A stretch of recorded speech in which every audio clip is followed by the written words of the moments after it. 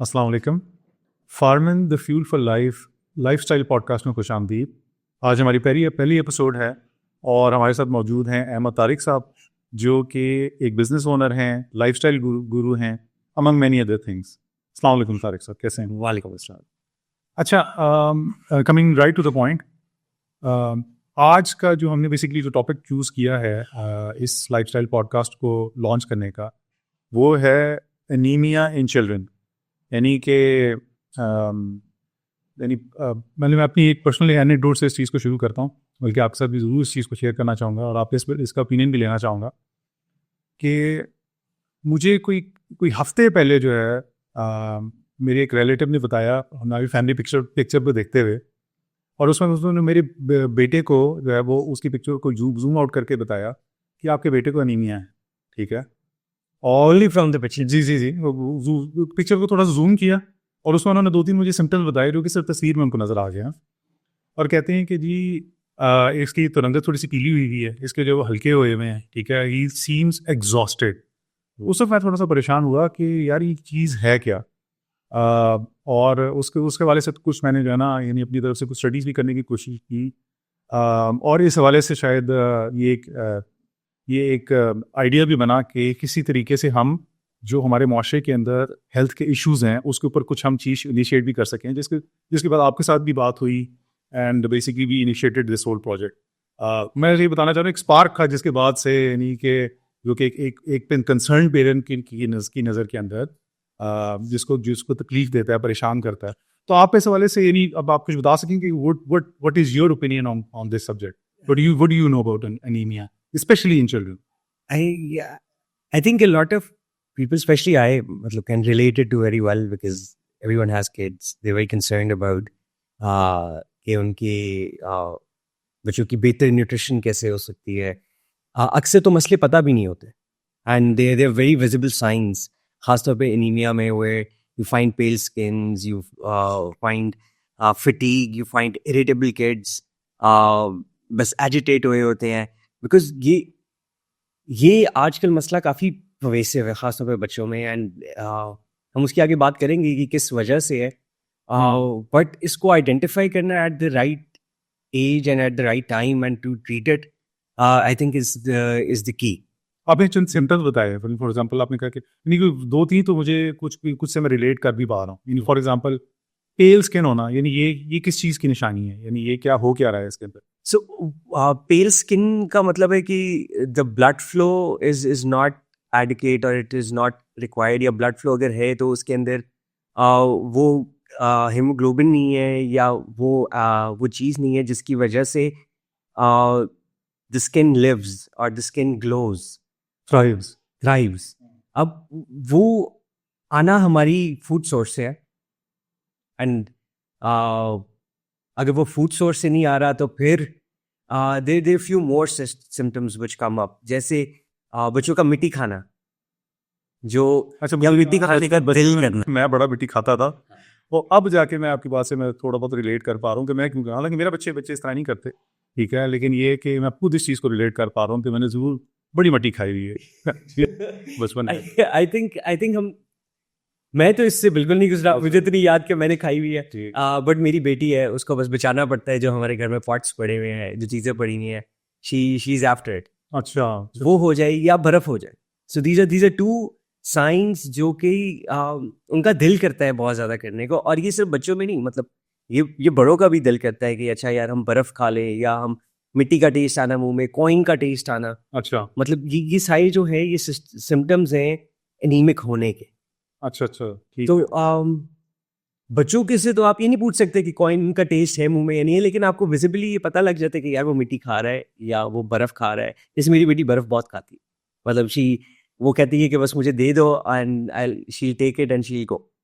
अच्छा। तो उससे फिर आई थिंक थोड़ा रिलेशन डेवलप हुआ कि किसी ने ये बताया, we never find out from doctors, किसी ने ये बताया कि यार इसकी एक ये वजह हो सकती है। ठीक है। देन फिर going into research and then figuring out कि अच्छा इज दिस वाकई रिलेटेड, बिकॉज होता है ना कि घर में आगे किसी ने टोटका बता दिया कि यार ये मसला है तो आप ये कर लो, ये खा रही है तो ये हो सकता है, वो बहुत सारे होते हैं। सो खैर मैं जिस एज ब्रैकेट से हो, जिस जनरेशन से हो, वो शायद सुनती भी नहीं है।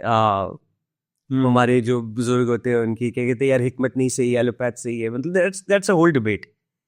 डिसरिगार्ड कर देते हैं कि एक्सपर्ट ओपिनियन हो जो कि over a period of centuries develop हुई होती है।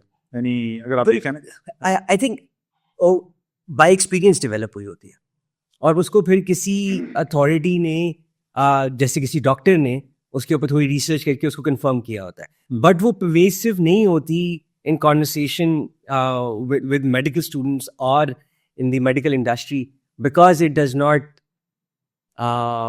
शायद उनका टोटका जो है वो किसी दवाई से नहीं आता। एलोपैथी की बुनियाद को हम नहीं टारगेट कर रहे, लेकिन बहरहाल एक ये फैक्ट है कि जी एलोपैथिक जो मेडिसिन है it is fuelled by the pharmaceutical industry, और फार्मास्यूटिकल इंडस्ट्री जो है वो फिर जारी बात है जो भी मेडिकल रिसर्च को फंड करेगी वो वही होगी जिससे बेसिकली प्रॉफिट जनरेट होगी। फॉर एग्जांपल मैं अभी एक यानी अगर एक टोटके से अगर आपकी एनीमिया ख़त्म हो जाता है तो फिर इतनी जो आयरन की जो विटामिन की वो जो टैबलेट्स होती हैं वो कहाँ जाएगा? ठीक है, तो it actually makes considerable sense.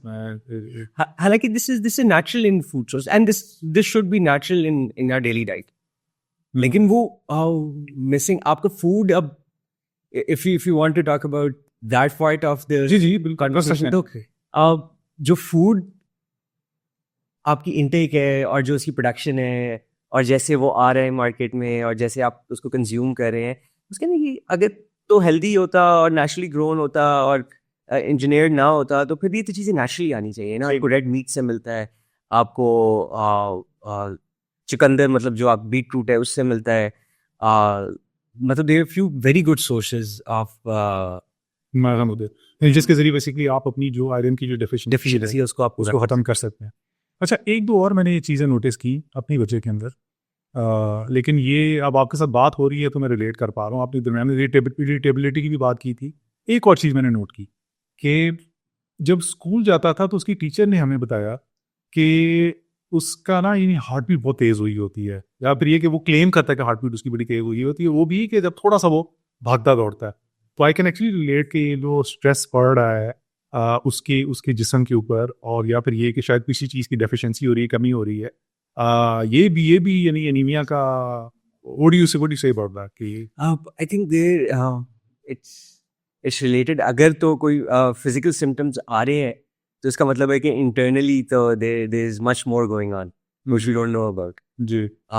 तो अगर तो वो सामने विजिबल है, वो पेल स्किन की फॉर्म में है, वो इरिटेबिलिटी की फॉर्म में है, या वो आइज की फॉर्म में या थकान की फॉर्म में है, तो मतलब वो फिजिकल बॉडी के ऊपर इफेक्ट हो रहा है, फिजिकल फंक्शन के ऊपर इफेक्ट हो रहा है, फिर उसके बाद वो स्किन के ऊपर शो हो रहा है। ठीक है, तो फिर internally there can be a lot more going on, सिर्फ हार्ट बीट नहीं, there can be a lot more, kidneys पे क्या प्रेशर है और कैसे, तो there is a lot more conversation to that, ये सिर्फ हार्ट बीट की। ऑल्दो मैंने कुछ चीज़ें की थी उसके बाद से अब ये सिम्टम्स नहीं है, लेकिन मैं ये बताना चाह रहा हूँ कि ये इस चीज़ ने एक्चुअली हमें परेशान बड़ा किया, and I was basically concern कि यानी अगर फॉर एग्जांपल हमारे साथ इस तरह हो रहा है और ये नॉलेज शायद हमारे पास उस तरीके से है ही नहीं, ठीक है, तो बाकी जो पेरेंट्स होंगे हमारी तरह के वो बेचारे किस मुश्किल से गुजर रहे होंगे, या फिर ये कि शायद उनको पता भी नहीं होगा कि यार ये मामला जो है वो है कितनी ग्रेविटी, यानी कितनी हमारे बच्चों के लिए मुश्किलात लेके आ सकता है इस यानी अभी उनकी ग्रोथ के अंदर भी, डेवलपमेंट के अंदर। What do you say about that? I think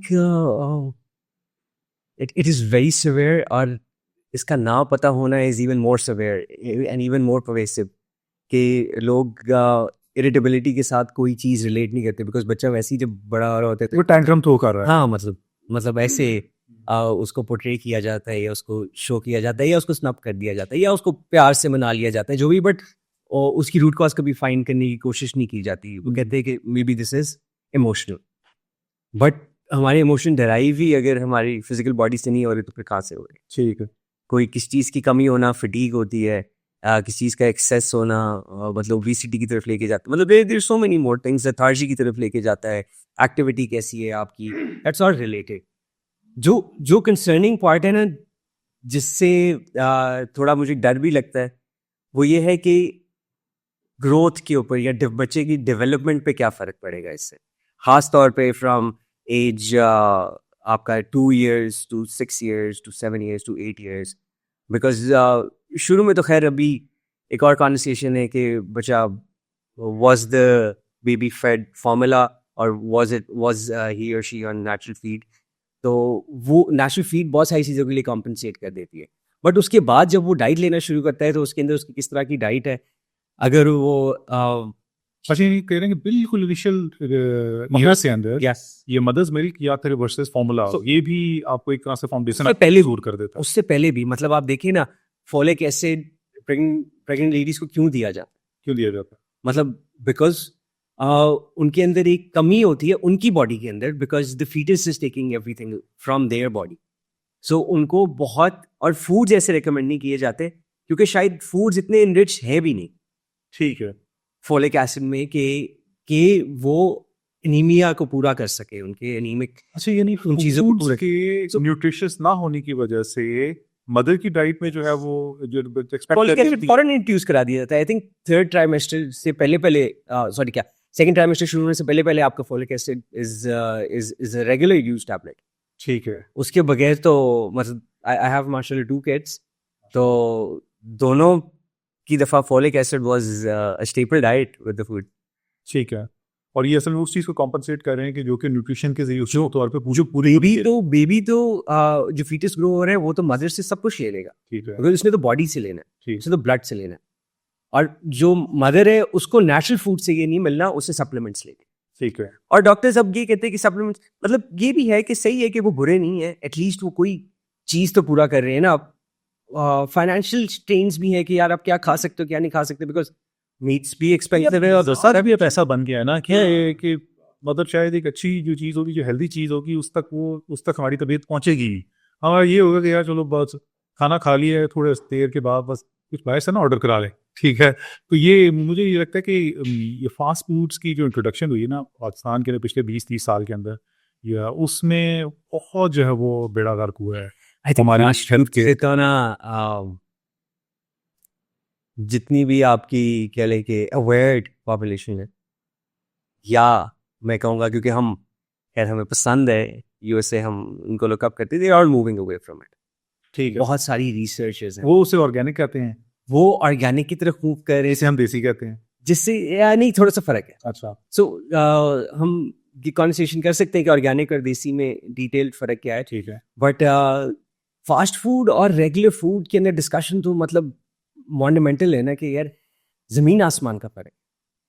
आप बर्गर खा रहे हो और उसके अगेंस्ट आप घर पे पकी हुई चिकन खा रहे हो, मैं अभी कहता हूँ कि आप सिर्फ ब्रॉयलर ही खा रहे हो, ठीक है आप कोई दूसरी चिकन नहीं खा रहे, लेकिन आप जो फास्ट फूड में कंज्यूम कर रहे हो और जो घर में कंज्यूम कर रहे हो उसमें भी जमीन आसमान का फर्क है। अभी ये डिस्कशन है ही नहीं कि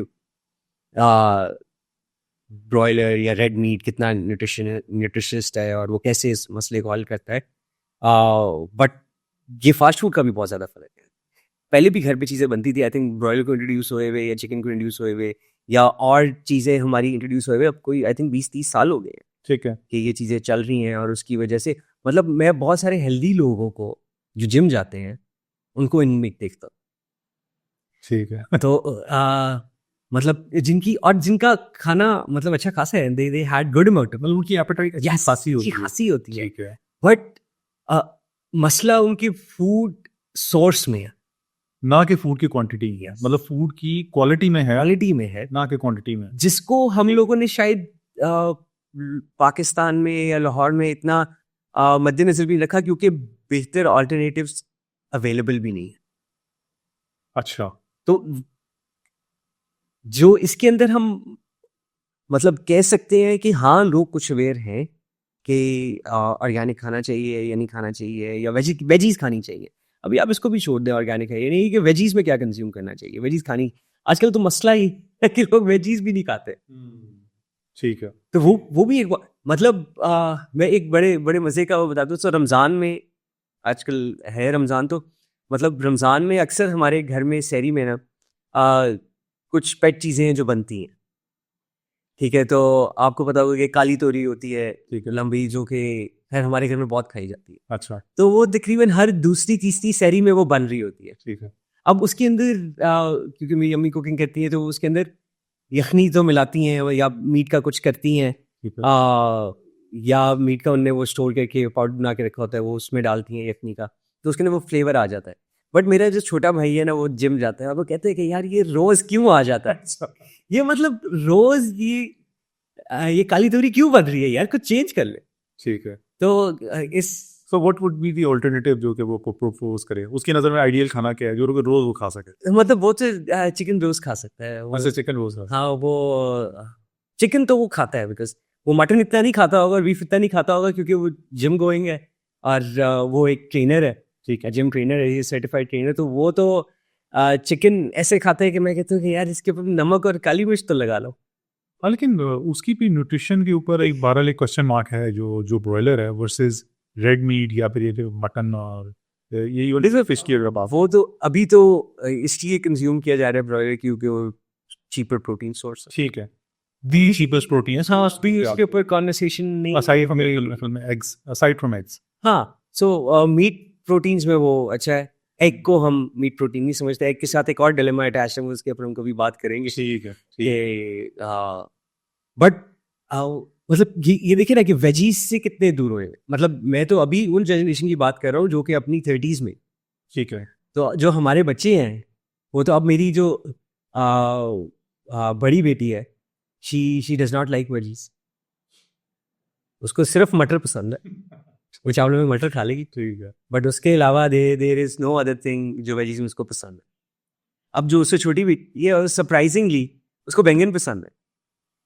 ठीक है। नाउ दिस शोज मी कि कोई डेफिशिएंसी है जो उसके अंदर अभी से, मतलब she is like what 9 months old, जो कि वो और इंस्टिंक्टिवली जो है वो तलब कर रही, और उसको वो पसंद आ रहा है और वो उसको खा रही है और वो मीट को अवॉइड कर रही है और वो वेजीज खा रही है।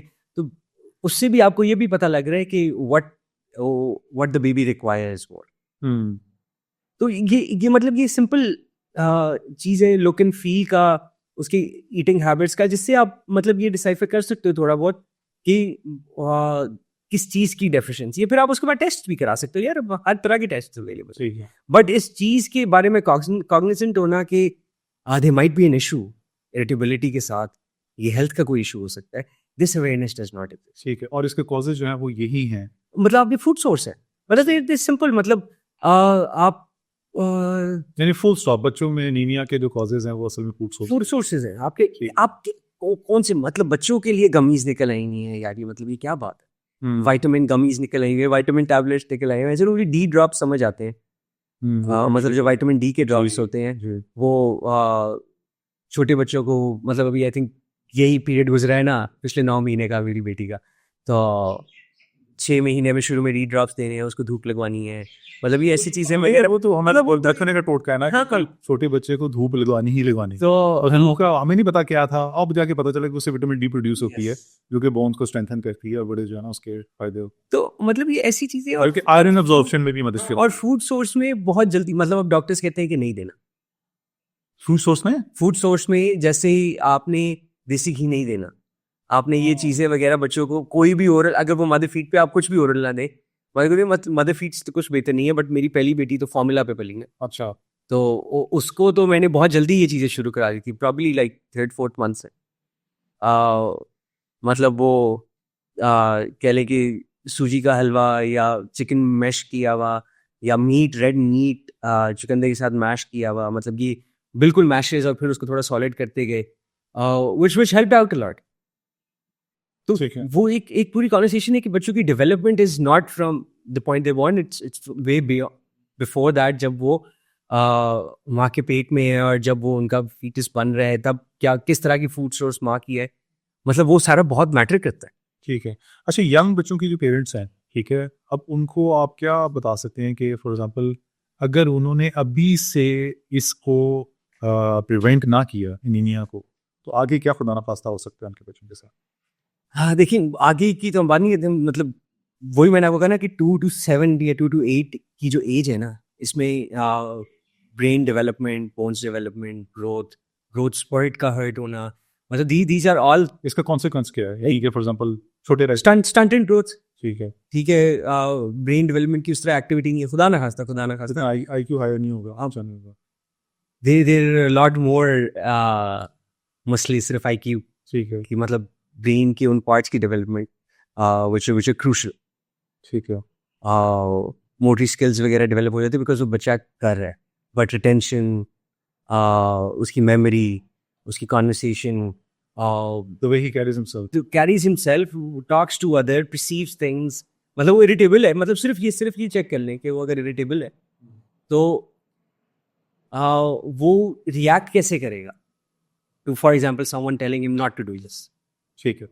या वो इरिटेबल है तो अगर उसको हम कहेंगे कि कोई चीज़ ना करो तो वो कैसे रिएक्ट, मतलब इसका एक लॉन्ग टर्म इफेक्ट है साइकोलॉजिकली। ठीक है। सिर्फ इस चीज़ को हमने एड्रेस नहीं किया क्योंकि वो एनीमिक और इरिटेबल है। इसके क्या कॉन्सिक्वेंसेस हो सकते हैं राइट फ्रॉम जब एक फीटल यानी बच्चा उस स्टेज पे होता है और जब तक वो 7 साल की उम्र पे पहुंचता है, उस दौरान एनीमिया की वजह से क्या क्या जो है वो मसला हो सकता है? देखिए, पहले ही तो फीटस स्टेज पे तो एक बहुत बड़ा इशू है ठीक है। जिसकी वजह से एक बीमारी है स्पाइना बाइफिडा, जिससे ये होता है कि जो बच्चे की नर्व्स की डेवलपमेंट जब हो रही होती है 3rd से 4th वीक में, and if the mother is not given enough folic acids, तो उसकी वजह से स्पाइन के एंड पे प्रॉपर डेवलपमेंट नहीं होती, और देयर इज कह लेंगे देयर इज अ टफ जो कि बन जाता है बच्चे के एंड पे, स्पाइन के एंड पे, राइट ऑन हिज बैक, जो कि फिर सारी उम्र उसके साथ रहने, और प्रॉब्ली वो उसकी मोटरी फंक्शंस भी जो है उसको इफेक्ट करेगी लेग्स की। और ये पाकिस्तान में बड़ा कॉमन है। ठीक है। एंड इट्स नॉट बिकॉज कि वो फोलिक एसिड की टैबलेट्स नहीं ले रहे, इट्स बिकॉज कि एक तो वो मतलब ऐसी क्लास में एग्जिस्ट करता है जो शायद अफोर्ड भी नहीं कर सकते वो, और वो अपनी फूड सोर्सेज भी जो है उसमें भी उनको उतना फोलिक एसिड नहीं मिल रहा, बिकॉज फूड सोर्सेज भी बहुत कह लें कि उनके अंदर न्यूट्रिशन नहीं है उस लिहाज से ठीक जिस तरह से होना चाहिए, ठीक है। या जो वो चीज़ें भी नहीं हम खा रहे हैं जिनके अंदर मतलब नेचुरली एग्जिस्ट करता है। मतलब आज उन चीज़ों की फार्मिंग भी कम हो गई है बिकॉज वो कमर्शियली यूज़ नहीं होती, ठीक। बिकॉज वो एक पॉपुलर वेजी नहीं है, बिकॉज सो आपको पता है ना कि वेजीज के ऊपर भी प्रॉपर कैंपेन्स होती है, ब्रसेल्स स्प्राउट्स के ऊपर पूरी कैंपेन रन हुई। मुझे नहीं पता इस बारे So- में। so when- Elaborate करिए। When so this is on the level of seed production। ठीक है। जब कंपनीज ने सीड प्रोड्यूस करना है अच्छा। और एक अच्छा हाई यील्डिंग सीड प्रोड्यूस हो जाना है, तो बिल्कुल अब उसी तरह जिस तरह मैकडॉनल्ड्स अपनी मार्केटिंग करता है उसने भी फार्मर्स के सामने अपनी मार्केटिंग करनी है, और फिर उसने वो एक्सप्लेन करना है कि why this veggie would earn you more. जैसे आप आजकल आई थिंक वीडियोस भी देखते होंगे कि ड्रैगन फ्रूट बहुत लग रहा है, हाँ जी। तो इट्स चाइना से आया। हाँ, चाइना से आया है। पाकिस्तान में पहले ड्रैगन फ्रूट की फार्मिंग नहीं, ठीक है। ठीक है, नेचुरली हमारे पास एग्जिस्ट नहीं करता, ठीक है। ठीक है। अब उसकी फार्मिंग बहुत ज़्यादा की जा रही है बिकॉज अब उसको ये पुश किया जा रहा है कि हालांकि वो फ्लेवर लेस फ्रूट है, मुझे बिल्कुल नहीं पसंद, लेकिन उससे उसके अंदर प्रॉफिट है तो फार्मर फार्म कर रहे हैं। फिर आप ऐसे G1 की भी फार्मिंग देखते हैं, G1 गार्लिक जो बड़ा गार्लिक है, ठीक है। उसकी पिछली कुछ 4-5 सालों में बहुत फार्मिंग की गई है और बहुत लोगों ने प्रॉफिट कमाया है बिकॉज वो सीड सेल करते हैं। ठीक। अब जब वो कंजम्पशन के लिए मार्केट में आया है तो हमारे लोकल गार्लिक से उसकी 2 गुना प्राइस कम है, ठीक है। बिकॉज हमारा लोकल गार्लिक जो देसी गार्लिक जो है उसको एक तो टाइम भी ज़्यादा लगता है, वो पोटेंट भी ज़्यादा होता है, वो नेचुरल सीड है, यहाँ के इन्वायरमेंट से वो लड़ता है, उसके अंदर वो इम्यूनिटी बिल्ड है उस प्लांट के अंदर नेचुरली भी। यानी कि So, जो सीड प्रोडक्शन होती है वो कंपनी मार्केट करती है, जैसे GMO कॉर्न, ठीक है। मतलब GMO नॉन GMO की कॉन्वर्सेशन बहुत परवेसिव है। किसी कंपनी ने एक GMO कॉर्न की बनाई सीड बनाया जिसकी वजह से ये भी बहुत हाई है, ठीक है। ठीक है। और वो कॉर्न सिरप, आपको पता है कि हर चीज़ में कॉर्न सिरप यूज़ हो रहा है। एवरी फास्ट फूड आइटम, जो आप कोक ले लें, आप बंटीज ले लें, आप स्किटल्स ले लें, आप कुछ भी लें, उसमें कौन syrup use corn syrup as a natural sweetener, बहुत ज्यादा है तो प्रॉफिटेबिलिटी बहुत प्रॉफिटेबिलिटी ज़्यादा है। कौन की जो सो वो पूरी एक इंडस्ट्री को सपोर्ट कर रहा है। आप सिर्फ ये ना देखें वो फार्मर को सपोर्ट कर रहा है, वो ऊपर वाली इंडस्ट्री को सपोर्ट कर रहा है बिकॉज उनको मैस लेवल पे वो चाहिए। अब वो एक कंपनी जिसने क्रैक कर लिया और उसने अपना सीड बेचना है और उसने हर साल बेचना है, तो उसने किसी एक स्पेसिफिक वेजी को पुश करना, ठीक है। अब सो उसकी भी उस वर्जन को कि जो कि न्यूट्रिशियस नहीं है। जो कि नहीं, अब जिस गार्लिक की आप बात कर जो रहे हैं, नेचुरल है उससे तो कोई नहीं कमाएगा ना, मतलब नेचुरल गार्लिक से कौन कमाएगा? एक फार्मर है, उसने 1 एकड़ लगाया है, उसमें से 2 एकड़ का सीड निकल आया, उसने 2 एकड़ लगा लिया, 1 एकड़ उसने बेच दिया, फिर उसके बाद उसके पास उसमें 4 एकड़ का सीड निकल आया, उसने 3 एकड़ लगा लिया, 1 एकड़ उसने बेच दिया। ऐसे तो फार्म मतलब नेशनल सीड्स तो ऐसी ग्रो होती है ना, ये तो कमर्शियल फार्मिंग है जिसके अंदर यू बाय द सीड, या जैसे हमारे गंदम का नेशनली सीड यहाँ पे एग्जिस्ट करता है, वो अभी तक नेशनल चल रहा है, उसके अंदर कुछ वैरायटीज आई हैं बट अभी तक वो जीएमओ नहीं है, मतलब आप अपनी गंदम से दोबारा लगा सकते हो, लेकिन तीसरे साइकिल पे जाके आपने गंदम का नया बीज बाय करना है, ठीक है, अच्छा, चौथे साइकिल पे जाके प्रॉब्ली वो यील्ड ही रहती है। मतलब ये जो यील्ड की डिस्कशन है ना, और जो फार्मर की प्रॉफिटेबिलिटी की डिस्कशन है, that is a killer for our food source की कह लें न्यूट्रिशन वैल्यू के लिए। ठीक है, कितनी खादें डल रही हैं, क्या हो रहा है, and this translates to our food, मतलब our meats as well, because उनने क्या खाना है, उनने वही चॉकर खाना है, किसी ने वल्डा खाना है, किसी ने चिकन्स तो खास तौर पे ग्रीन फेड होने हैं, या उनने और बहुत सारे सोर्सेज हैं जो कि फीड में यूज़ किए जाते हैं, जो कि एनिमल प्रोटीन है, ऑयल्स हैं जो यूज़ की, ये सारा कुछ उन्हीं सीड से आ रहा है। ठीक है। सो देखिए ना, एक बहुत लंबी चेन है जो कि मीट में आके फिर ट्रांसलेट होती है, और फिर मीट तो फिर तो ये पूरा एक सिस्टम बन चुका है कि जिसके अंदर कमर्शलाइज कर दिया गया है, ना सिर्फ सीड को, उसकी बाय प्रोडक्ट्स को, उसकी और उसके नतीजे में वो हमारे पास न्यूट्रिशन के अंदर वो जो चीज़ आ रही होती है, और उसके कॉन्सिक्वेंस के तौर पे हमारी जो है वो सेहतों का जो है वो बेड़ा और देखिए इस वाला कनेक्शन देखें, और ये चीज़ें पूरी करने के लिए आप बहुत सारे क्या है मार्केट में, सप्लीमेंट्स हैं, ठीक है, मेड्स हैं, और बहुत सारी है, और नई नई कंपनीज आ रही। अब तो मतलब मैं खुश होता हूँ कि एक लोकल कंपनी भी आ गई है, मतलब H2 हेल्थ के नाम से, they doing local work, but still इसकी जरूरत क्यों पड़ी है, because the whole food system. और ये तो मैंने सिर्फ आपको एक फीटस में इशू बताया ना, आगे बच्चों में मतलब ब्रेन डेवलपमेंट का इशू है, ग्रोथ स्पर्ट का इशू है, बोन्स डेवलपमेंट का इशू है, उसके बिहेवियर का इशू है, मतलब कि ये सारी चीजें जगह से देखते हैं कि हमारा बच्चा छोटा रहता जा रहा है, इसके क्लास वाले थोड़े से बड़े हो रहे हैं। जीन्स के मैं क्वेश्चन वो वाला नहीं करूंगा, बट उसको आप इक्वल अपॉर्चुनिटी तो दो ना।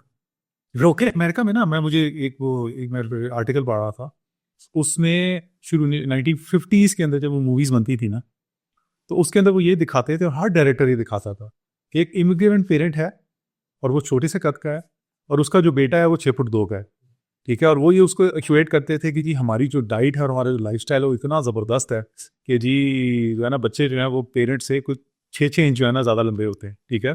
तो लेकिन अब जो हालात हुए हुए हैं वहाँ पे कि every other person is morbidly obese, ठीक है, और ये कि वो अब जो आपने जो बात की ना कि commercialisation of mass commercialisation of क्या नाम है सीड्स, और उसके बुनियाद के ऊपर जो हमारे जो हेल्थ के कॉन्सिक्वेंसेस आ रहे हैं, उन्होंने ज़्यादा पहले फील करने शुरू किए हैं। सीड्स है, फर्टिलाइजर्स है, मतलब वो पूरी इंडस्ट्री है ना जी, वाटर किस तरह का है, सॉइल किस तरह की है, आप कितनी दफ़ा सॉइल को फॉर्म कर रहे हो, उसको रेस्ट कितना दे रहे हो, उसके अंदर मिडिल क्रॉप कौन सा लगा रहे हो, मतलब 2 क्रॉप्स अगर लग रहे हैं तो उसके बीच में आप नाइट्रोजन फिक्सिंग क्रॉप्स लगा रहे हो या नहीं लगा, मतलब ये बहुत सारी चीज़ें हैं जो कि सिर्फ करने से मतलब आप ऑर्गेनिक फार्मिंग ना करें, आपके लिए मुश्किल कोई मसला नहीं, आप रिजेनरेटिव कर सकते हैं, मतलब उसके अंदर आपने बीच में मियाँ फात, दोनों में फ़र्क क्या है? सो ऑर्गेनिक फार्मिंग में ये है कि आप फर्टिलाइजर बिल्कुल नहीं यूज़ कर ले, ठीक है,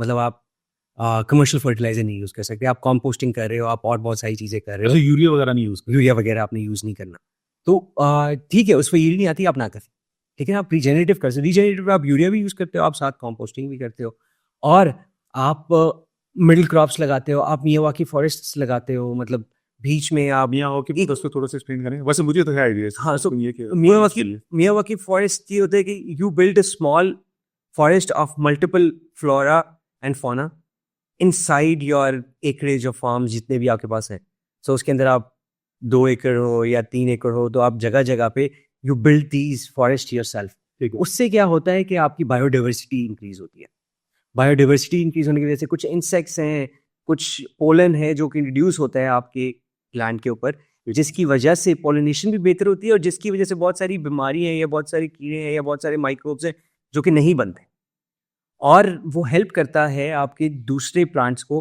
ग्रो करने में।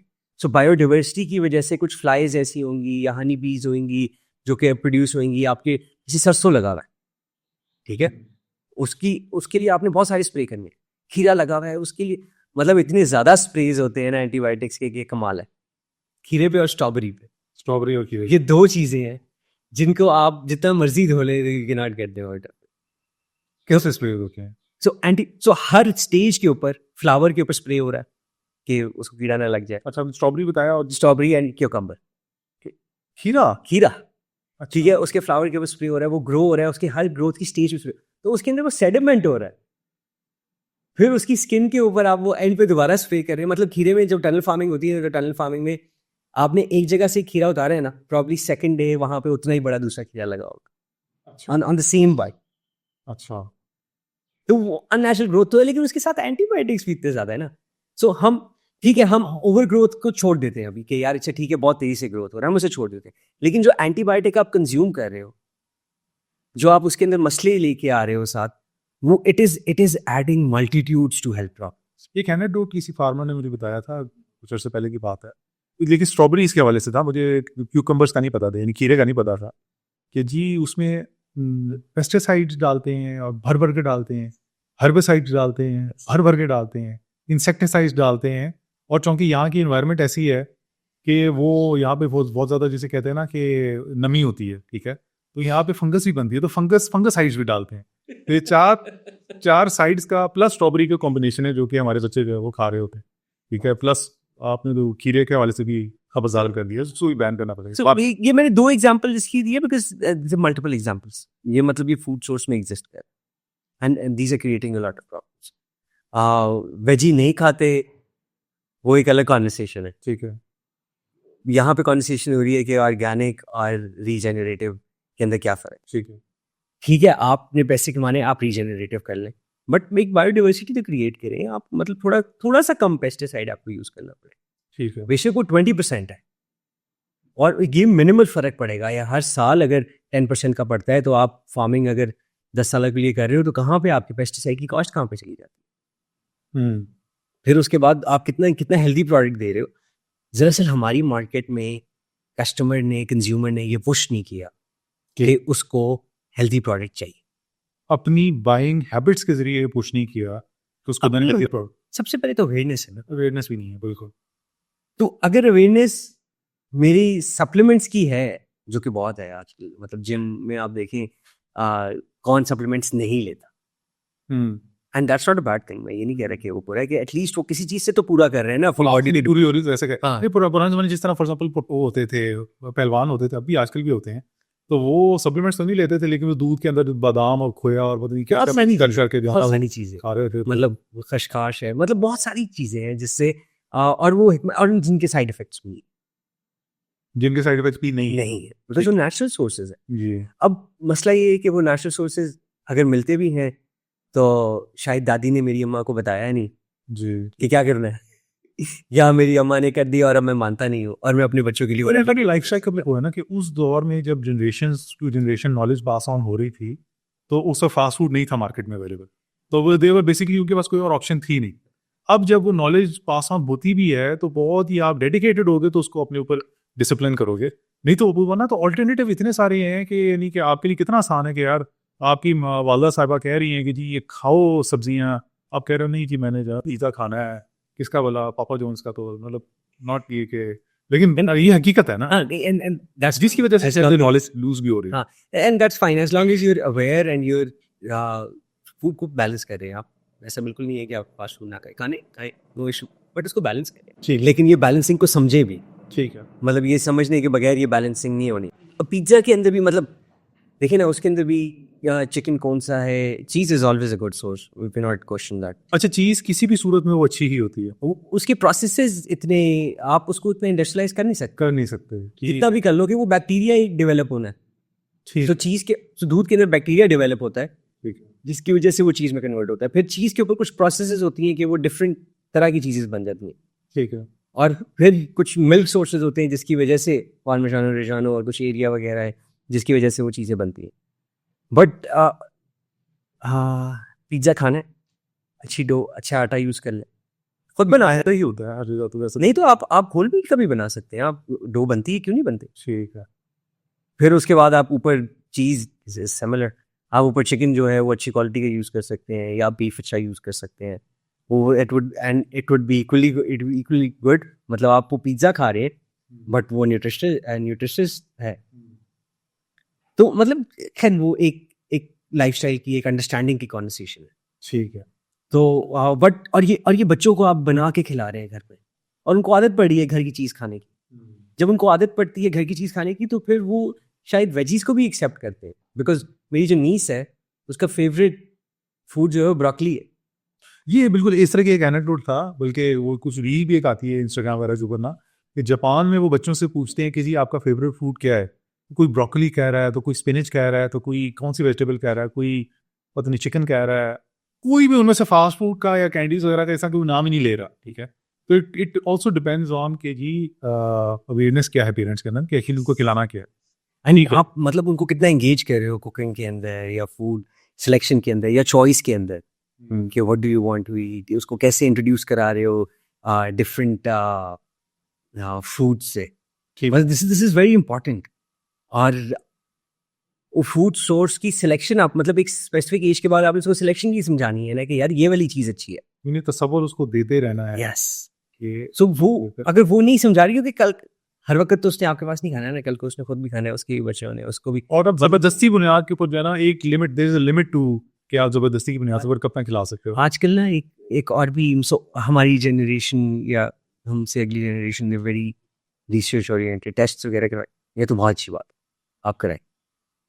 ठीक है, आप अपनी डेफिशिएंसीज पता करें और उसको आप फूड से ट्रीट करें, बिकॉज वो एक लॉन्ग टर्म सोल्यूशन है। ठीक है। आप सप्लीमेंट्स लेके उसको बैलेंस कर लेंगे, बट वो शायद फिर भी वो थोड़ी देर बाद दोबारा एग्जिस्ट करे। तो मेरे ख्याल में सप्लीमेंट्स लेना एक अच्छा लाइफस्टाइल नहीं है अगर लॉन्ग टर्म। मैं कहता हूँ कि यार अगर आप नहीं पका सकते ना, आपके पास हाथ नहीं है, नाउजुबिल्लाह, आपके पास कोई मसला है, आप किचन में नहीं जा सकते, या आपको किचन से घिन आती है, तो मतलब ये इस तरह का मैं कहूँगा कि यार फिर अच्छा ठीक है, आप सप्लीमेंट्स ले लें। ठीक है। बट आप अगर फूड की बाइंग भी खुद शुरू कर दें ना, आप नहीं भी कुक करते, आप बाइंग अपनी सोर्सिंग को सही कर लें, तो बहुत सारे मसले हल हो जाए। समझ गया। अच्छा, ये अब ये इतना जो हमने ऑब्वियसली एक इन डेप्थ डिस्कशन की है, स्पेसिफिकली यानी इन पर्टिकुलर एनीमिया, बाकी न्यूट्रिशनल डेफिशिएंसी की मैं बात नहीं कर रहा, particular anaemia and anaemia in children, young children, उसको आप कैसे यानी ट्रीट करवाएंगे, यानी कि कैसे आप उनको क्या कहेंगे, सिर्फ सप्लीमेंट्स लेना शुरू कर दें या क्या करें? वो बिकॉज जो मुझे अभी तक मुझे जो तासुब मिल रहा है वो ये है कि जी it should be the food source which should be treating every, मतलब जिसके होने की वजह से आपके पास कोई डेफिशिएंसीज ना हो जिसको आपको सप्लीमेंट्स के जरिए हल करना पड़े। So what food sources would you suggest? देखिए, पहले तो मैं कहूँगा कि सप्लीमेंट तो एक क्विक फिक्स है, कोई ऐसी चीज़ है कि आप एक और डायर सिचुएशन में ना चले जाएं, तो आप सप्लीमेंट क्विक फिक्स के लिए यूज़ कर सकते हैं। ठीक है। बट आप उसके साथ बच्चों को, फॉर एग्जांपल, आप बीटरूट, चुकंदर का यूज़ शुरू करते हैं, आप वो बेशक उसका जूस बना के उसके ऑरेंज जूस में डाल देते हैं। ठीक है, मतलब आप सैलेड के अंदर यूज़ करा देते हैं, आप ब्लेंड करके आप चावलों में डाल देते हैं, चावलों को खाएगा ना। आप अपने चिकन का सालन जो बना रहे हैं उसके अंदर आप ब्लेंड करके वो डाल देते हैं। मतलब ये सिंपल सॉल्यूशंस हैं जो कि पेरेंट्स ने बस किए नहीं। ये वेजिटेबल सोर्स है। और अगर मैं प्रोटीन की बात करूं तो प्रोटीन में आपके पास मटन और बीफ तो है ही। ठीक है। अगर वो बच्चे नहीं खा रहे तो चिकन के अंदर तो मैं अब खैर आप ब्रॉयलर को देखते हैं तो आपको समझ आ जाता है।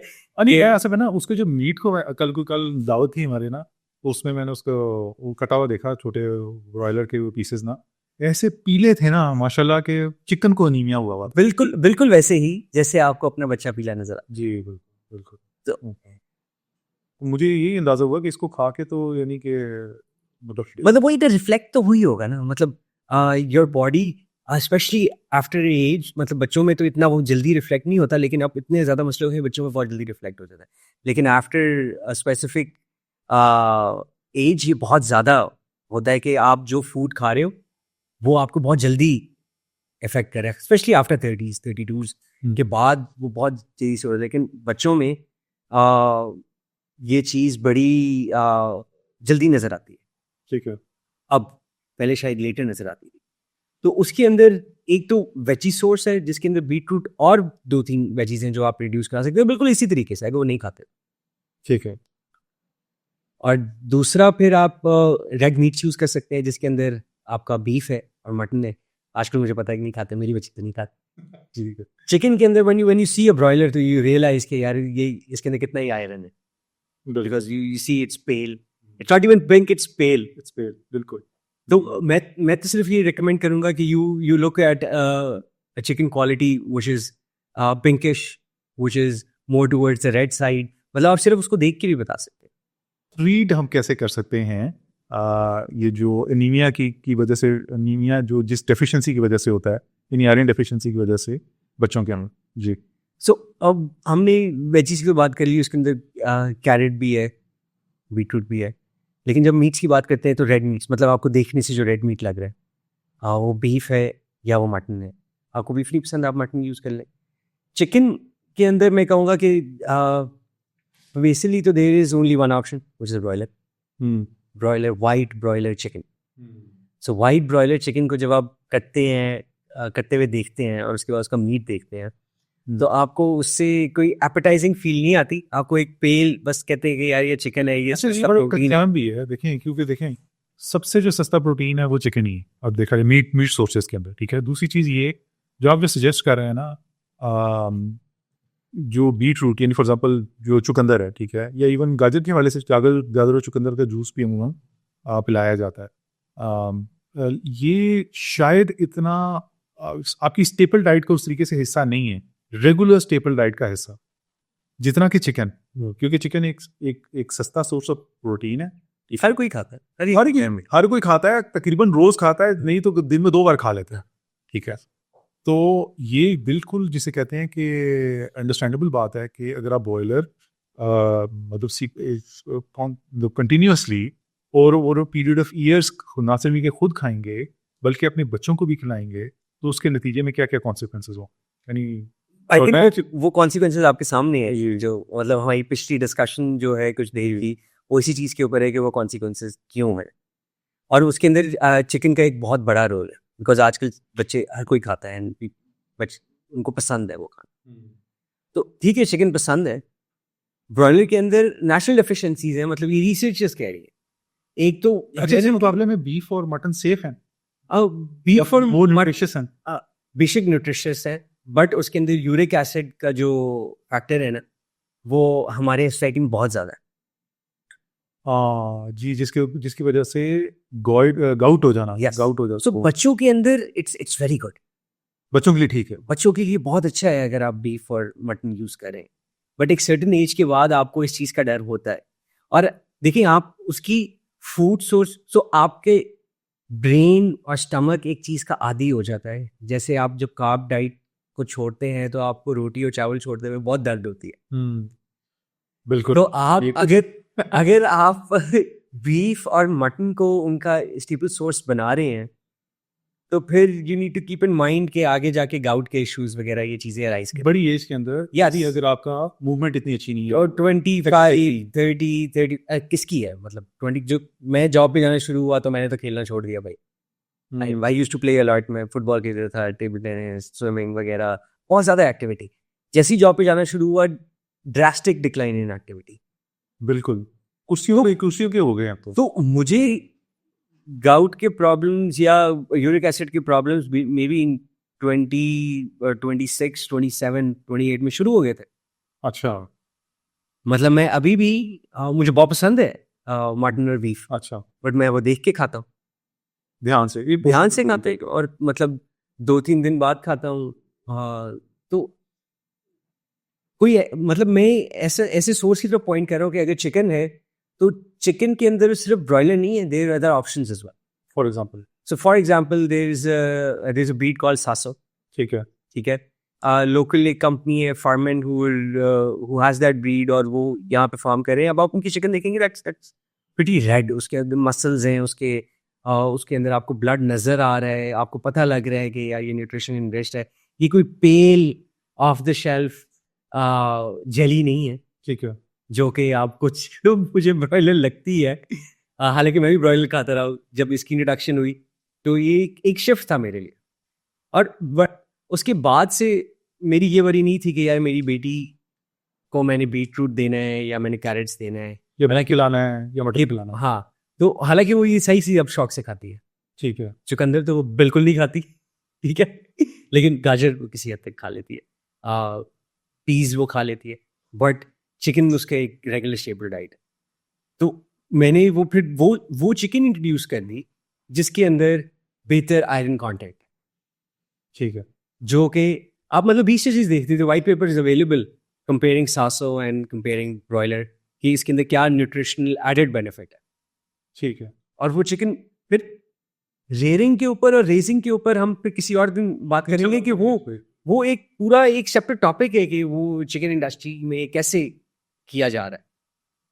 But what I would recommend कि you look into this and you try this. इन दोनों ब्रीड से फर्क क्या है? ब्रॉयलर का तो हमें बड़े अच्छे तरीके से अंदाजा है कि उसका लूजा होता है वो नकल में, तो 40-45। हाँ, मैंने वही आपको बताया ना कि this is a whole conversation. अच्छा। So if I start तो मैं आपको एक ब्रीफ दे देता हूँ कि so for example broiler chicken is genetically engineered for producing meat and especially breast meat. ठीक है। वो उसका सीना बड़ा चौड़ा होता है लेकिन बिल्कुल फोका सा होता है, वो उसको कहते हैं गोल बोटी है, अरे बिल्कुल मजे की नहीं होती है वगैरह वगैरह। बिल्कुल। हालांकि चिकन जो बर्ड है उसको पुराने ज़माने में शिकार किया जाता था और ये एक प्राइज्ड डिश होती थी किंग्स के लिए, अच्छा। प्रिंसेस के लिए। इसका स्पेसिफिकली शिकार करने 3-3, 4-4 दिन जाया करते थे इसका मीट सोर्स कंज्यूम करने के लिए, क्योंकि वो कैटल्स वगैरह तो वो खुद रेज करते थे, चिकन भी खुद रेज करते थे, बट बर्ड्स की हंटिंग करते थे। मैं आपको सिर्फ बर्ड सोर्स का बता रहा हूँ कि बर्ड सोर्स का मीट जो है वो एक प्राइज्ड मीट है। ठीक है। हमने बर्ड सोर्स के मीट को उठा के उन्हीं बर्ड सोर्स के मीट को उठा के ब्रॉयलर की शक्ल दी। ठीक है। अब वो ब्रॉयलर जो है वो आपको डब्बों में ऐसे पड़ा हुआ मिलता है जिस बेचारे के ऊपर फेदर्स भी नहीं होते, उसके बुरे हालात होते हैं और वो अपनी लाइफ के एंड पे होता है और वो फौरन आपको ज़िबा करके वो दे दे। ये तो एनीमिया भी क्रिएट करता है। ये तो इंडस्ट्री का अभी इशू है ना। अभी तो ब्रॉयलर के साथ इन इटसेल्फ उसका वो आयरन कंटेंट नहीं है जो नेचुरली एक चिकन का होता है, बिकॉज वो 36 से 42 डेज में मार्केट वेट अचीव कर रहा है। मार्केट वेट इज 2.2 kg एक 40 ग्राम के चूजे से। 1.5 महीने के अंदर 36 डेज 42 डेज। अच्छा। सो मिनिमम जो अच्छी फार्मिंग करते हैं या जो हाई पोटेंसी फीड देते हैं से 6 दिन ज्यादा बस। 6 दिन ज्यादा, और जो टेम्परेचर कंट्रोल्ड रखते हैं अपने हाउसेस को बहुत ज्यादा, वो इसको 36 दिन तक तकरीबन बड़ा कर ले 2.2 पे ले जाते हैं ना अपने। मतलब सुभान अल्लाह, मतलब कॉन्वर्सेशन ये शुरू हो गई कि ब्रॉयलर का जो है वो लेग पीस खाना चाहिए क्योंकि वो सारी जिंदगी बैठा रहता है, उसकी सारी न्यूट्रिशन टांगों में होती है। मतलब कि क्या कॉन्वर्सेशन है? मतलब उसकी टांगों ने कभी कोई काम नहीं किया, उसने वॉक नहीं किया, वो बैठा रहा है और आप कह रहे हैं कि न्यूट्रिशन सारी टांगों में। मतलब यार वो जेनेटिकली इंजीनियर्ड को। सो ये कॉर्निश क्रॉस के ऑफशूट्स है जो कि वही मैं आपको कहता था ना कि कंपनी सीड्स बनाती हैं, ऐसे कंपनीज जेनेटिकली चिकन को भी एनहांस करती हैं। कॉर्निश क्रॉस के ब्रीड। सो कॉर्निश क्रॉस एक ब्रीड है, 2 प्योर लाइंस का क्रॉस है जिसकी वजह से कॉर्निश क्रॉस बना। अच्छा। So Cornish cross is a breed which reaches 3 kg in 2 months. ठीक है। उसको फर्दर जेनेटिकली एनहांस किया रॉस और कॉब में।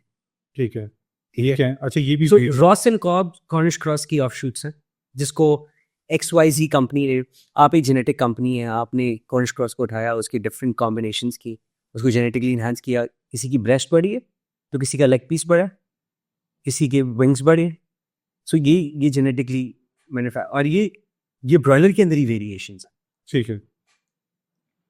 सो अब एक चीज़ जो इतनी तेजी से बड़ी हो रही है और फिर उसके बाद उसकी फीड और उसकी हाउसिंग और उसका ट्रांसपोर्ट का तरीका, मतलब ये सारा कुछ मिला के there is a lot of build up of bad practices and bad product which is not right for human consumption. उसका ऑल्टरनेटिव सासो कह रहे थे। सासो कैसे ज्यादा बेहतर है? सासो इज यूर एक्चुअली, मतलब आपने अपनी फैमिली के अंदर और यानी अपने हाउस होल्ड के अंदर इस चीज को खुद भी इंट्रोड्यूस कराया है? सासो पहला तो मेरा ये सरप्राइज था ना कि जब मैंने मीट देखा तो वो मुझे ज्यादा पिंकिश लगता है और वो it has more iron enrichment in it. आपको नजर आ जाता है मीट से। ठीक है। वो पेलिश नहीं है, फिर वो एक स्लो ग्रोन चिकन। ठीक है। तो the conversation of slow grown, इसके ऊपर भी हम कभी डिटेल करेंगे, बट स्लो ग्रोन चिकन ये है कि वो कमर्शियल बर्ड के मुकाबले में वो डबल द टाइम लेता है। ठीक सो अगर वो 40 डेज में हो रहा है, ये 80 डेज लेता है, ठीक है, और मोर देन दैट। ठीक है। अच्छा, तो उसकी वजह से क्या हो रहा है, अब चिकन का मसल बिल्ड हो रहा है, चिकन मूव कर रहा है। मतलब अगर आप सासू की वीडियोस देखिए, इनने अपनी कुछ साइट्स पे लगाई हुई अपने हाउसेस की, वो चिकन कैसे भाग रहा है, ठीक है। वो चिकन क्या कर रहा है, तो वो उसकी एक्टिविटी बताती है कि वो कितना हेल्दी है। अच्छा, दूसरा ये कि ब्रॉयलर का जायका जो है ना बच्चों के ज़बान को लग गए है। अब उससे अगर हम देसी चिकन के ऊपर बच्चों को शिफ्ट करने की कोशिश करते हैं तो वो नहीं खाते। और दूसरा वो आपने वो जिस तरह प्राइस वाली बात की ना, वो it make sense as well. Even जब डोमेस्टिकेट भी कर दिया हमने जब कर दिया चिकन को, इवन तब भी जो देसी चिकन होता है ना, देसी कुकर जो होता है, वो पकड़ा ही जाता, ठीक है, बड़ी मुश्किल से वो हाथ आता है, ठीक है। तो लेकिन उसके मुकाबले में जो ब्रॉयलर है वो तो बिल्कुल पड़ा हुआ है, यानी उसकी तो कोई हालत नहीं थी। लेकिन ये जिस सासो आप ब्रीड की बात कर रहे हैं, इसका टेस्ट कैसा होता है? क्योंकि असल मसला जो फॉर एग्जांपल वर्जन होती है ना, यानी कि जो आप नहीं खाना चाहते, बच्चे नहीं खाते, वो को टेस्ट में जो है ना मसला होता है। इसका टेस्ट कैसा है? और कॉन्सेप्ट ये थी कि वो एक नेचुरली ग्रोइंग चिकन है। सो नेचुरली जो चिकन ग्रो करती है, इट ग्रोज ओवर जो मेच्योरिटी पे पहुंचती है। अगर हम फीमेल की बात करें तो वो 4.5 मंथ्स है। 4.5 मंथ्स पे अपनी लेइंग साइकिल पे आती है। ठीक है। या मिक्स के लिए बात करें, जो मीट की बात करते हैं, तो जो मीट की वर्ड्स हैं वो नेचुरली 80 डेज टू 90 डेज में या 70 टू 90 डेज में वो नेचुरली अपनी मीट कैपेसिटी पे पहुंच जाती है कि उनको कंज्यूम किया जा सके। ब्रॉयलर इस टाइम पे 4.5-5 kg की हो जाती है। ठीक है। ठीक है। और सासों ये डिफरेंस है कि दुनिया में इंट्रोड्यूस हुआ है कॉन्सेप्ट स्लो ग्रोन चिकन का। पहले तो बहुत स्लो ग्रोन चिकन थी और नेचुरली ग्रोन चिकन थी। लेकिन उसको स्लो ग्रो क्यों करवाया उन्होंने? स्लो ग्रो इसलिए करवाया कि उसके अंदर उसकी मीट डेवलपमेंट जो है वो आउटपेस ना कर जाए उसके बाकी सारी फंक्शन डेवलपमेंट, न्यूट्रिशन से। उसके जॉइंट्स से ठीक। वो खड़ी ना हो सके, वो भाग ना सके, उसकी हल से, उसकी टिश्यू से, उसके मसल से। सो स्लो ग्रोन की वजह से ये होता है कि उसका मसल ज़्यादा डेवलप, ना कि सिर्फ मीट डेवलप होता रहे, चर्बी उसके ऊपर हो और वो हैवी हो और उसका मीट भी जो है वो बस होका सा। खड़ा करके उसको बस फैटन किया जा रहा हो, उसको कल्चर ना किया जा रहा हो। कल्चर मीट वो होता है जो कि मूव अराउंड करता है, एक्सरसाइज करता है, उसका नेचुरली डेवलप होता है। तो अगर आप सासू देखते हैं, इट्स वेरी एक्टिव बर्ड। आप वो देखिए, उन्होंने वीडियोस वगैरह लगाई हुई हैं, उनके चैनल पे आपको मिल जाएंगी, उनकी वेबसाइट पे भी उसकी एक्टिविटी मिल जाएगी और आपको सासों को पूरी दुनिया से रिव्यू भी मिल जाएगा। इट्स वेरी फेमस फॉर कि इसके अंदर मीट का फ्लेवर है, इसके अंदर आपको ब्लड का पता लगता है कि आप मीट खा रहे हैं। आपको ये नहीं लगता कि आप टोफू कढ़ाई में बना हुआ खा रहे हैं। ठीक है। क्योंकि मुझे तो ब्रॉयलर के साथ ये फील आती है कि यार सख्त टोफू खा रहा हूँ मैं। मतलब जिस चीज में वो चिकन पकती है वो उसी फ्लेवर की हो जाती है। आपको फ्लेवर डालना पड़ता है चिकन को फ्लेवर देने के लिए। ठीक है। तो हल्के तो गोश्त और यानी मीट, सॉरी बीफ और मटन का अपना टेस्ट होता नहीं, गोश्त का अपना कुछ होना चाहिए यार। मतलब वो एक लिविंग, जैसे हर वेजिटेबल और फ्रूट का कोई फ्लेवर है, ऐसे कैसे हो सकता है कि मीट का फ्लेवर ना हो यार। है। इस चिकन का आपको फ्लेवर एक्चुअली फील हुआ? सो इसका फ्लेवर, इसके मसल्स, इसका टेक्सचर, यू विल अंडरस्टैंड कि यार मैं आई एम हैविंग समथिंग। और फिर मेरी बेटी ने ये क्यों खाना शुरू कर दिया, that was very easy for me. कि जो मैं देसी चिकन लेके आया था, मैं पहले मतलब देसी लेता था, तो वो देसी जो लेके आया था उसके मीट इतना कम होता था, इतना सख्त होता था कि उसे मुझे पसंद ही नहीं आता। अच्छा।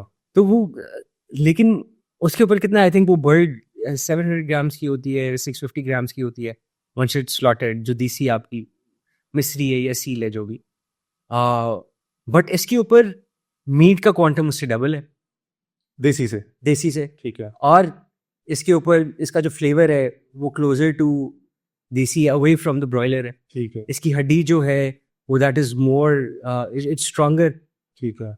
इसको मतलब अगर मैं कुकर लगाऊंगी तो बहुत जल्दी पक जाती है, it's easier to cook, it's much more flavourful. इसकी यखनी जो है, ऐसा टाइम लगता है वैसे कुक करने में या नहीं? मतलब उसका टाइम थोड़ा ज्यादा है, ब्रॉयलर से तो ज्यादा है, ठीक है। बट देसी का नहीं है। ठीक है। तो कंपेयर्ड ही नहीं है ना। लेकिन इसकी यखनी बहुत अच्छी निकलती है। मतलब देसी के साथ और भी मतलब मसले हैं, सिवाय ये कि वो एक्सपेंसिव है। अगर हम उसको छोड़ दें तो उसके साथ और भी इनहेरिट प्रॉब्लम्स हैं जो कि उसके रेयरिंग सिस्टम के साथ आते हैं कि वो रेयर किस तरह की गई है। ठीक है, तो हम कभी रेयरिंग सिस्टम्स भी डिस्कस करेंगे, चल रहे हैं। तो हम फिर देसी को भी उसके अंदर इन्वॉल्व करेंगे। बट अभी तो अगर मैं सिर्फ प्राइस पॉइंट देखूँ तो ये प्राइस पॉइंट इसका आधा है अच्छा, देसी के मुकाबले देसी के मुकाबले में। ब्रॉयलर से ये मतलब अभी ब्रॉयलर जो है वो आपका कितना है, आई थिंक मैं जो भी 820 रुपीज़ है या 850 रुपीज़ है या 860 रुपीज़ है। ये जो है ये 800 रुपीज़ है। And the company is placed the pricing like this कि वो सारा साल एक प्राइसिंग रहेगी। ठीक है, तो मैं अपने ऑर्डर्स बस उनसे बुक करवा लेता हूँ, वो वीकली मुझे डिलीवर कर देते हैं। ठीक है, ठीक है। तो वो मतलब इट्स ईजियर, मतलब अप्रोच भी ईजियर है और प्रोडक्ट भी बहुत अच्छा है। So in itself Sasso is a very famous bird around the world.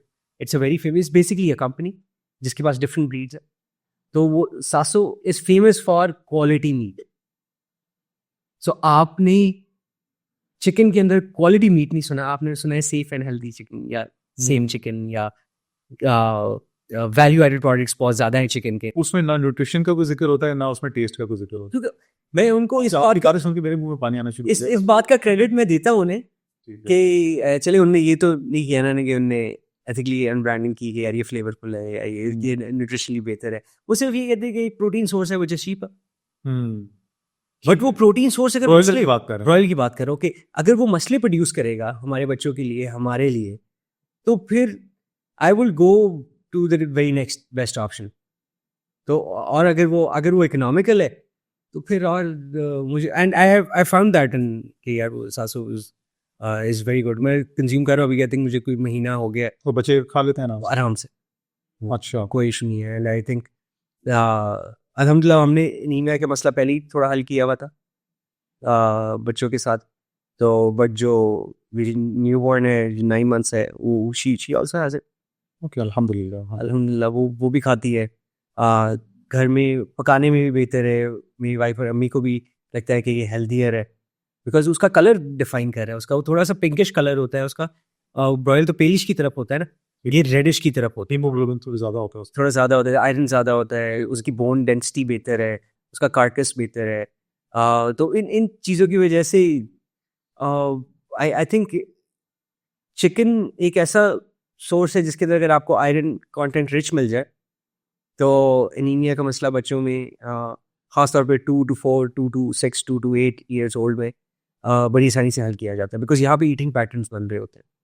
अगर आप ये इंट्रोड्यूस करा देंगे तो वो ईटिंग पैटर्न बन जाएगा। आप बीफ और वो भी इंट्रोड्यूस कर सकते हैं, इट्स वेरी हेल्दी, बट आप साथ एक मिक्स रखें। यानी बेसिकली एक पेरेंट्स को ना एक माइंडफुल है कॉन्शियस डिसीजन लेने की ज़रूरत है सोर्सिंग के ऊपर फूड की सोर्सिंग के ऊपर, ना कि बस जो इस टाइम पे अवेलेबल चीज़ है वो पका के where is it coming from. मतलब मैं तो कहूँगा कि that is the most important thing कि where is my food coming, वो किस तरह का है, वो कैसा बनता है।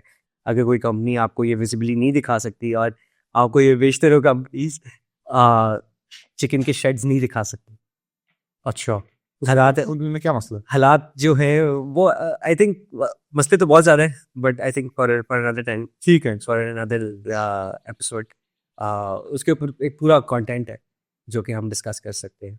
बट वो अगर वो चीज़ नहीं दिखा सकती, आप अपना ये फूड सोर्स का डिसाइड नहीं कर सकते, फिर आपको पता लग रहा है कि यार ब्रॉयलर के हालात बुरे हैं। आपको बर्ड देख के समझ आ रहा है, आपको बर्ड की कलगी जो होती है, उसकी कोम होती है, आपको अगर वो पेल लग रही है तो उसके अंदर से कैसे आ रहा है वो, उसके अंदर आयरन कैसे होगा, उसके अंदर वो मतलब ये साइन है चिकन के अंदर अगर उसकी कलगी पेल है तो उसको लिवर प्रॉब्लम्स है। ओह अच्छा। मतलब अगर उसकी बीक येलो की बजाय पेल हो रही है, मतलब उसको उसके आइज के इर्द गिर्द जो रेडिशनेस होती है चिकन की, वो अगर पे तो उसको जिगर के मसले हैं। तो और जिगर हमेशा स्ट्रेस से इफेक्ट होता है, फीड सोर्स से इफेक्ट होता है, ये एंटीबायोटिक दे के कंट्रोल कर रहे होते हैं, मतलब बहुत सारी और चीज़ें कर रहे होते हैं जिसकी वजह से यार जिंदा चीज़ एक मुर्गी खाने तक पहुंच जाए और कट के आपके घर आ जाए। और उसमें जितना कुछ हमने उस टाइम पे कुचेड़ा हो और एंटीबायोटिक्स की दूसरी बात खैर 700 तो इंग्रेडिएंट। दूसरी बात जो कंपनीज को यहाँ पे कह रही है उनका ये था कि दे डूइंग ऑल देमसेल्फ, मतलब वो रेयर भी खुद करते हैं, वो उसकी वीडियो देते हैं, वो अपना फूड सोर्स बताते हैं, वो चिकन का फूड सोर्स बताते हैं, फिर वो अपना ट्रांसपोर्ट दिखाते हैं, फिर वो अपना स्लॉटर फैसिलिटी उनका यहाँ पे है, आप वो जाके देख सकते हैं। वो देखते हैं कि किस तरह बन रहा है और फिर वो पैक करके आपके घर भी डिलीवर। सबसे पहले डिलीवरी तो मैं ज़रा कराता हूँ ना अपने घर वालों को, चिकन पे तो सबसे पहले तो मैंने करा ली हुई है, ज़रा। अब आप ऐसे कुछ बाद में से होंगे, लेकिन I think it's a good source of treating anaemia. जो सब सारी जगह हाँ, इनके सिर्फ ख़वातीन long भी term. होती है ना, ख़वातीन भी होती है, यानी फॉर एग्जांपल उनके लिए मटन खाना कई बार मुश्किल होता है, बीफ ही खाना जो है ना प्रॉब्लम होती है बड़े उम्र के लोगों के लिए, जो है स्पेशली अपने जो यूबी। अभी तो हमने सिर्फ बच्चों में एनीमिया की बात की है, अभी तो ये बड़ों के भी वापस। ठीक है, ठीक है, ठीक। सो बड़ों में भी ये मसले वापस से pervasive है और इसका हल जो है वो खाना ही है, और इसका हल जो है इस बारे में कॉग्निजेंट होना है कि आप आपकी फूड सोर्सिंग कहाँ से है। बिल्कुल ठीक। जज़ाकल्लाह खैर तारिक साहब, बहुत शुक्रिया आपका आने का। आज हमारी पॉडकास्ट इधर ही इख्तिताम पज़ीर होती है। अगली बार एक और इशू के साथ आपके सामने हाजिर होंगे। अस्सलाम वालेकुम।